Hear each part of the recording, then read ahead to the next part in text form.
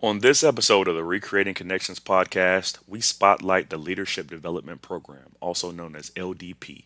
This is an intense multi day experience designed to help parks and recreation professionals strengthen leadership and relationship skills while preparing for the challenges of today and tomorrow. Facilitator Rick Rocchetti and participant Lilian Heaton share their perspectives, highlighting the program's hands on learning, meaningful connections, and real world impact. Hosted in destination locations like Myrtle Beach and Wilmington, LDP offers unique blend of professional growth and experience. The next course takes place July 19th through 23rd, 2026 in Wilmington, North Carolina. For more information, visit the Recreation Resources Service website at rrs.cnr.ncsu.edu. One more time. That is rrs.cnr.ncsu.edu and click on the Professional Development tab. All right, y'all. Welcome back to another episode of the Recreating Connections podcast. We have a great episode today discussing the Leadership Development Program. But first, I am your host, Alex Gadet. I am the Outreach Consultant with NC State University RS, and I have my co-host with me. Hi, I'm Holly Henry, and I am the University Program Associate for RRS, and I'm happy to be here. And I'm excited to get into this podcast episode because we're going to discuss the Leadership Development Program and the impact that it has. And we have someone that facilitates the program and then also someone that went through the program and completed it. So we'll be getting both perspectives today. But first, I'm going to let them introduce themselves. We're going to start with Lillian. Hey, I'm Lilian Heaton. I am the state grant specialist for the North Carolina Division of Parks and Recreation. Next, we have Rick. And I'm Rick Rocchetti. I have my own business consulting practice, Rocchetti and Associates. And I'm out of Wake Forest. There we go. And it's great to have y'all both on. I want to first start off by asking, for someone who's never heard of the Leadership Development Program, how would you describe it in plain terms, Rick?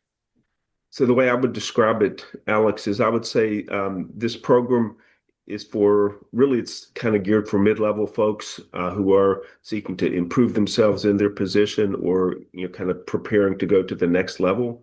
It's primarily designed for Parks and Rec folks, but we've had department heads in from other groups, but it's really a chance for you to get to look at yourself in relationship to how you intend to come across, how you want to come across, and how you actually do come across, and then looking at your team and then the wider organization. So anybody that can benefit from that would be welcome in the program. Absolutely. And you mentioned it's more so for like mid-level emerging professionals. That's who it's designed for Mhm. in particular. Okay, great. So Lillian, before attending, what did you hear about this program and what kind of drove you to want to attend? What I heard about it was it's a leadership training and that I should attend because I have a lot on my grant plate. And I've done a lot of different trainings in my previous life. So, I was all in, but it was much more practical skills than other trainings I've attended. So you would say it matched your expectations, or did it surprise you? Like, what did you? It surprised me with the practical. It was super intensive, way more involved than I expected it to be. And walking through each level of the organization was unexpected, but very, very helpful. That's great. That's great. So Rick, what happens in the program? So walk us through the experience and what is a typical session or typical day like?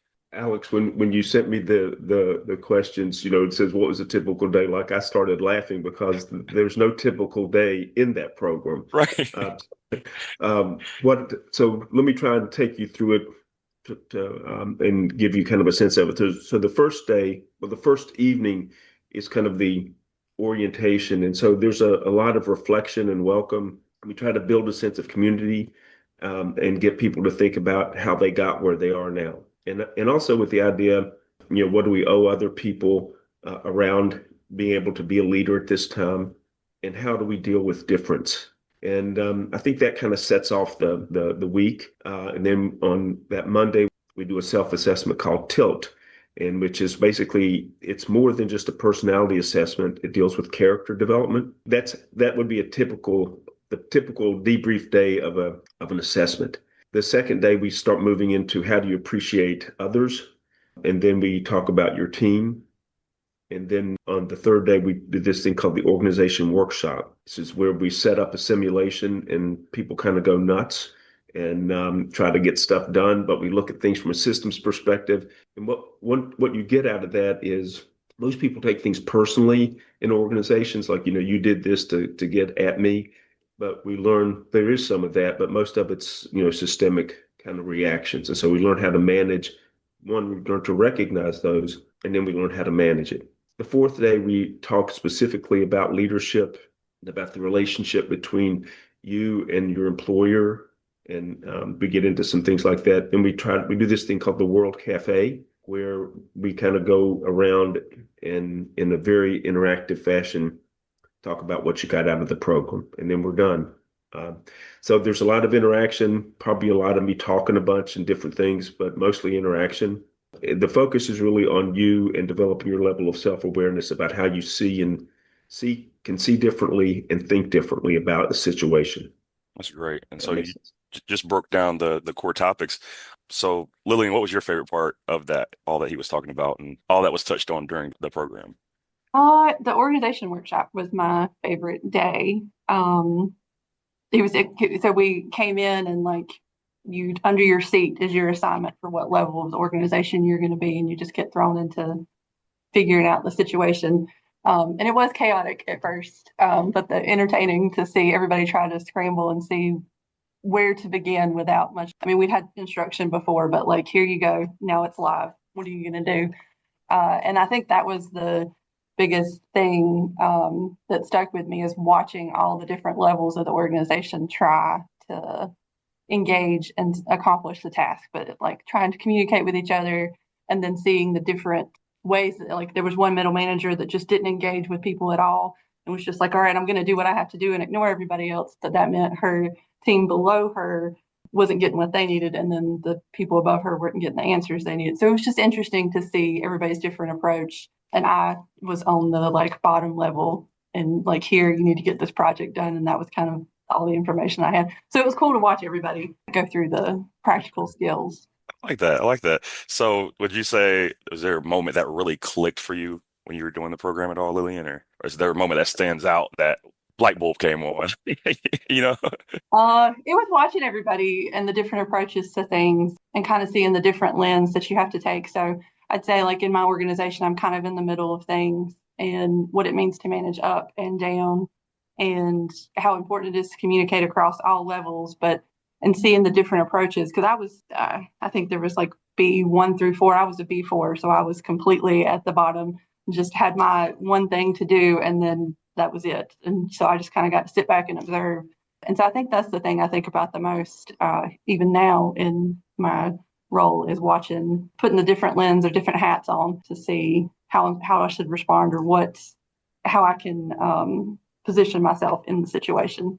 For sure. So I just heard B4 and stuff like that. Rick, do you want to talk about like what do you do as far as does everybody get a chance to be a leader and then others kind of get to spectate or look at how they deal with things or what is it that people kind of switch around? Tell me how it goes. All right. So, and Lillian, you could tell me your cut on that. But my response, Alex, is that everybody gets a chance to be a leader at the level that they are. But we start this, basically, we create a startup organization. People at the top, people in the middle, people at the bottom, and you have customers. And so in Lillian's role, so it's pretty much whatever role you get is the role you get pretty much for the whole time. Now, sometimes that can change, but most of the time it doesn't. But how it changes is someone like if you're at the bottom of an organization, you get a promotion. That's how that would work. Or a reassignment, but generally you're the role that you are, and you make stuff work from there. And so I think what Lillian was talking about is, it's interesting to see things from the bottom. It's interesting to see things from the middle and from the top, and the benefit and the customer's perspective too. And the benefit to me, there are many benefits of that program, but one of them is that the whole system is in the room. It's not like HR is down the hall and finance is in another building and, operations is over here. Everybody's in the same room. So you kind of got nowhere to hide. And so, then it's like, well, and see how hard it is when we're all in the same room. Do we ever get it? It's a wonder we can get anything done, right? But, and I think one of the things is that people can appreciate how hard being in an organization really is. You look at the bureaucracy of NC State, how hard it is to get stuff done. And I'm not talking bad about NC State, any bureaucracy. It's really hard. Mhm. Or literally in the state of North Carolina, or the city of Raleigh where I used to work. It's not easy, and we're not in the same room. And so I think it gives people a different level of appreciation and more empathy about what it's like to be in an organization where everybody's trying hard and stuff still gets missed. Does that help? Oh yeah, that helps. So, Lillian, what's one thing that you learned that you still use today? Be careful, Um, Lilian. right? And it doesn't have to be one, it can be several, whatever comes to mind. It really is what it means to be at each different level. And like Rick said, having the whole system in the room to kind of see what it actually takes to get from, well, I was the B4 was just the entry level thing. So from entry level up to the top, how you're carrying a task forward, and then what it's producing on the other side for the public or your customers.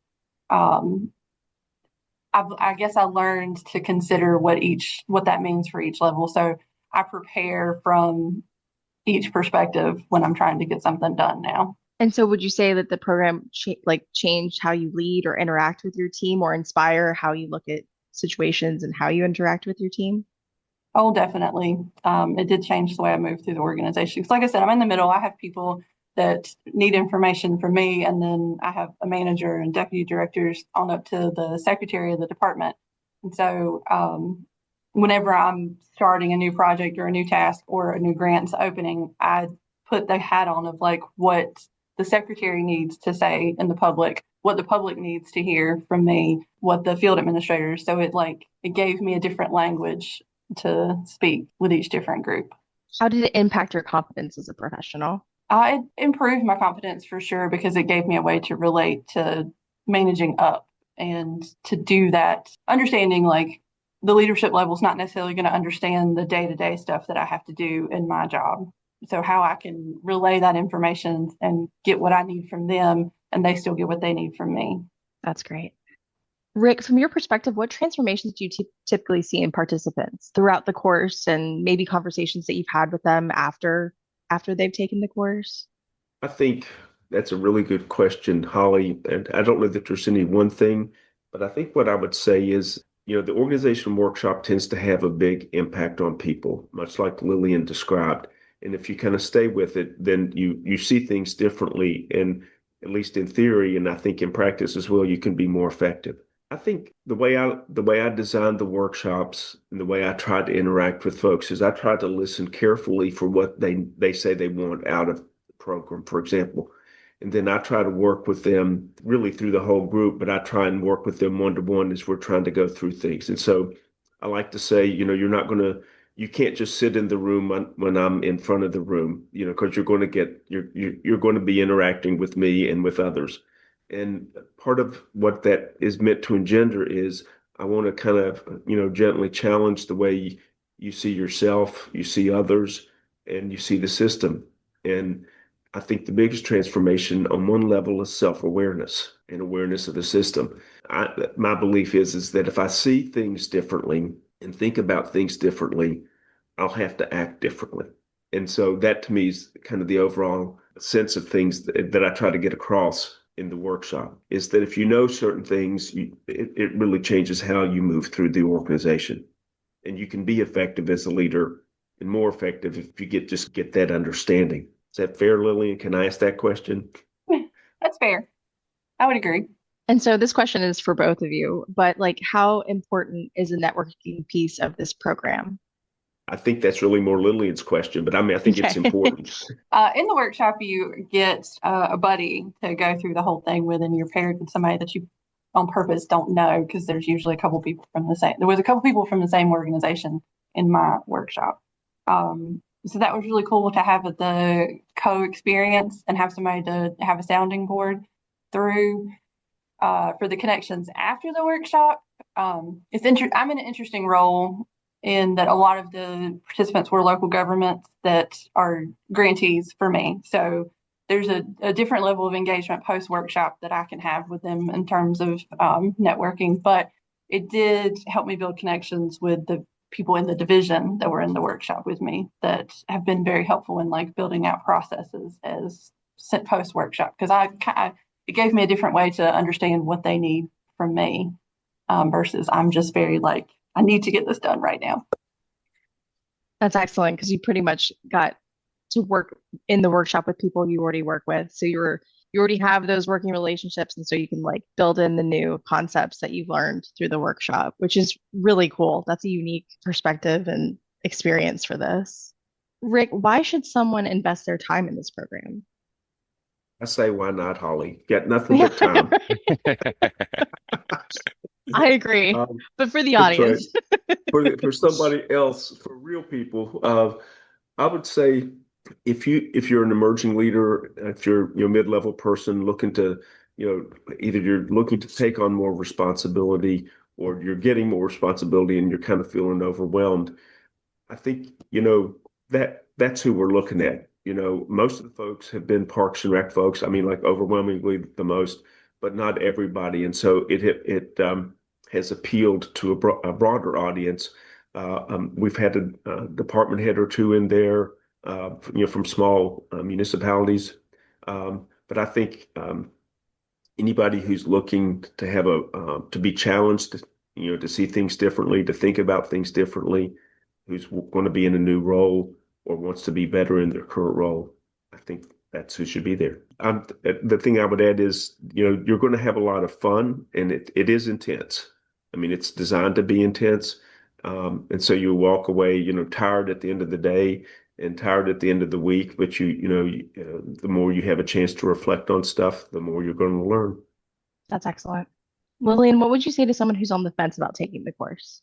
I think we all get kind of trapped in our individual contributor roles, and you're trading the stuff of your life for your job, whether you like it or not. So you want to be good at it, and you can see ways you can make improvements, but as an individual contributor, you're limited in that. So as you move up to a mid-level supervisor, or I've recommended it here to several first-time supervisors, it's like you need practical skills for these new responsibilities and this new sphere of influence, because every little thing does matter in the bigger system. And I think this workshop's a good way to get that perspective. For sure. And I believe you both answered the question as far as this is for emerging professionals, supervisors, anyone that wants to increase or improve their leadership skills. This is for them. So, but I want to really do like a quick hitter real quick. In one sentence, if you could describe the leadership development program, I know it can be many sentences you're thinking of right now, but just narrow it down to one as a pitch as far as to kind of bring people in. What is the LDP program to you? The program will help you develop your skills and give you the ability to make the impact you want in your organization. I like that. What about you, Rick? Well, I think Lillian said it much better than I would, but I would tend to be honest, I think, if you're looking to kind of up your game and figure out what game you're in, to figure out the game you're in and to play better, that's what I would say if I could frame it in that language. That's great. But I want to wrap up real quick. It was great to have you on. And for those of you who are looking to grow as a leader in Parks and Recreation, this is the program you don't want to miss out on. And we look forward to having people sign up and attend. Y'all spoken to growth, opportunity, impact, and we appreciate that. Appreciate having you guys on. So thank you.